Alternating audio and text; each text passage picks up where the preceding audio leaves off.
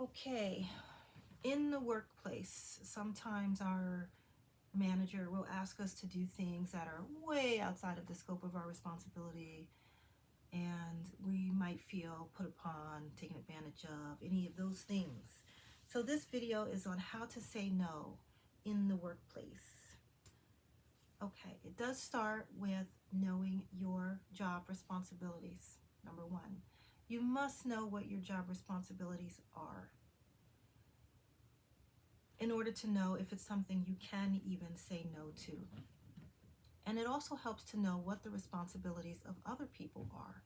You can get this information from your company's employee portal, where if you look at the list of job descriptions, you can see who is doing what. If you have a job that you've been working, I don't know, a year, 2 years, 3 years, whatever, and then your employer comes out of the woodwork and is like, we'd like you to now do such and such. Sometimes it is within the scope of what you do.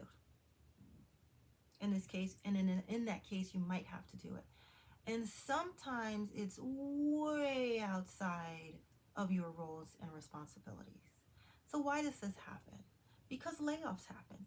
People get laid off. People get laid off. There's no one to do the work, and then they look for other people that will do the work. So sometimes they just don't quite realize it, I guess, or sometimes they're not quite sure how valuable a role is until after they've laid the person off, and then there's no one to do it. So now you have like a little bit of a conundrum. So let me give you a couple of scenarios and how to handle the scenarios. One scenario could be, let's say you work for an organization in Department A, and this is your department. And your boss, or even a higher superior, asks you to go into Department B and do some work for Department B. Now, here is where knowing your roles and responsibilities, but also understanding the mechanics and function of the organization that you work for comes in handy. In other words, you not only need to have clear-cut boundaries, you need to know how things function in your organization, which you can get from your employee manual. So if you work for an organization that has separate departments and you don't work in a certain department, logically it would not make sense for you to go and work in a different department out of nowhere when no one else is doing that, and that's not the norm. There are some organizations that I've worked for where the departments are more fluid and your role there is more fluid. That's different. If you work, and so this is why it's important to know, how do things normally function within the organization that I work at? So that way you'll know, is this a reasonable request or not reasonable request? If you have a job that's fluid and you are expected to work within different departments, well, then that's your responsibility. But if you have a job that is fixed and you never work in other departments and neither does anyone else, then that's not a reasonable request. It doesn't mean you won't get asked. It just means you need to keep a sound mind. So remember, this is a business transaction. This is a business relationship. I'm here with a start time and end time and a role and responsibility. If that's the case, is this part of your role and responsibility? No. Oh, you have someone who's out on ask questions. What's going on? Oh, someone's out on a medical leave. Okay, so think logically. If McDonald's was short-staffed, would they call up Burger King to ask them to send them employers? That wouldn't make any sense, now would it? They're two completely different areas, two completely different businesses, two completely different cost centers. I mean, I've been asked to work for a whole other business because the business I worked for was partners with another business. Separate entity, separate payrolls, two completely different names of organizations, but people will try it. They will always try to see, what can I get out of this worker? How stupid is she? Now, like, is she willing to go and work for a whole different company free? because that other company had layoffs and now they don't have anybody to do their work. This has happened to me multiple times. And it sounds so ridiculous, but people have tried it. They will always try it, okay? So this is why you want to be clear with your boundaries and your roles and responsibilities and who you work for and who your boss is. Okay? They will ask you things like that. Do you want to go work for another company for free? Or hey, this company had layoffs. Can you do half their work? Okay. So so if something like that happens, how do you handle that? Okay. Again, use the put it in writing function, okay? How much are these people willing to commit? And so say, you know what? This sounds a little odd because that's company A and I work for company B, and they're two completely different companies with two different payrolls and two different hiring systems. Um, I'm not sure what you mean. Can you send me an email so I can see clearly what you're asking me to do? And the end, because you ain't never gonna get that email, honey. Listen, if you ever have a manager who's foolish enough to send you that email, you take that email right to human resources. Period. The end. You use your resources to handle this kind of situation. Or if that doesn't work, you can take it right to the Department of Labor. Because if you work for company A, it makes no sense how your company is then asking you to work for company B.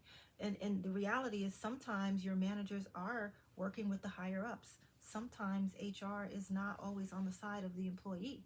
So you can't put all your eggs in like, oh, HR is going to do it for me. Sometimes they will, sometimes they won't. But if you know the law, then you can reach out to the Department of Labor.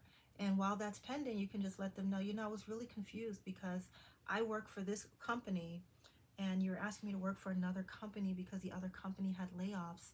And I'm not sure how that factors into my role here. I reached out to human resources, but because sometimes they don't want to handle it. So they're like, oh, talk to your boss again.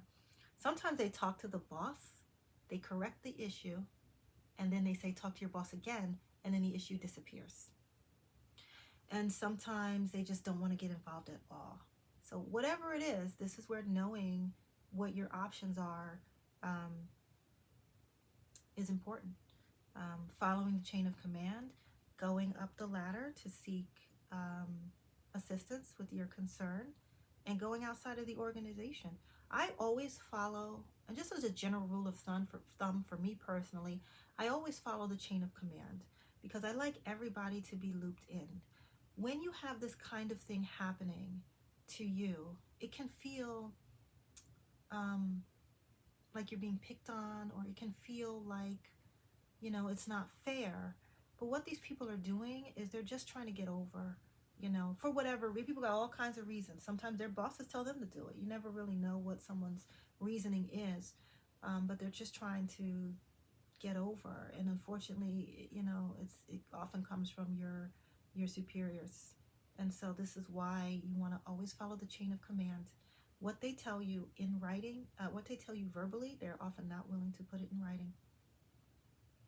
It will disappear into thin air if you ask them to send you an email stating that.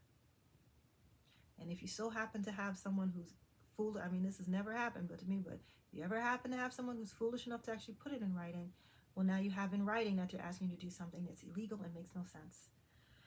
So your options, of course, are going up the chain of command, then filing a grievance with human resources. As a last resort, and then if it's still not resolved, then you can file a complaint with the Department of Labor, because you want to make sure, again, you're protecting your rights. And so 9 times out of 10, it will be resolved by just simply asking them to put it in writing in an email. Occasionally, you do have to go up the corporate ladder. That means you have to talk to your boss's boss. Sometimes that works, sometimes it doesn't. Sometimes you do have to continue up the corporate ladder and go to human resources. And then go through the human resources corporate ladder. Again, sometimes it works, sometimes it doesn't. If that doesn't work, then you must go to an outside organization. And there are different ones to handle whatever the nature of your complaint is. And I have used them at different points in time. It is not typical because most of the time, like I said, these unfair practices they're fully aware of and they will go away if you ask them to put it in writing. Sometimes they won't put it in writing, but they'll keep trying to harass you about it, and you can either leave it or address it by going up the corporate ladder and or outside of the organization as a last resort. And the reason why it's a good idea is because if you do go outside of the organization, the first thing they're going to ask you is, have you talked to your boss? Have you talked to your manager? Have you gone to corporate? In other words, you want to make sure that you're not wasting people's time. When you seek an outside organization for help, it's time, it's months. And so, I mean, think of it. They're handling all of the things usually for the entire state. So you just want to make sure you have all your ducks in a row and that you've involved as many people as possible, meaning you've done your due diligence to try to resolve this issue um, in terms of fairness or unfairness. And so, yes, it can be resolved and it will be resolved, but you will have to do your due diligence. And the easiest way is just be fully transparent. Don't be willing to play along with these games. Ask questions. If I'm expected to go to a different department, are other people expected to go to a different department? Because I've never been asked this before and no one else does this thing. It looks like, and just use some common sense here, it looks like I'm going to disappear from my department for a number of hours with no accounting of where I will be, because it's not normal for me to go and work for other organizations or for other departments. And so if I disappear for 3 hours, who's to say where I am? How can I possibly justify where I am? Because that's bizarre. No one else does this in the organization. This is not typical for our organization. And because of that, I really need to see something in writing.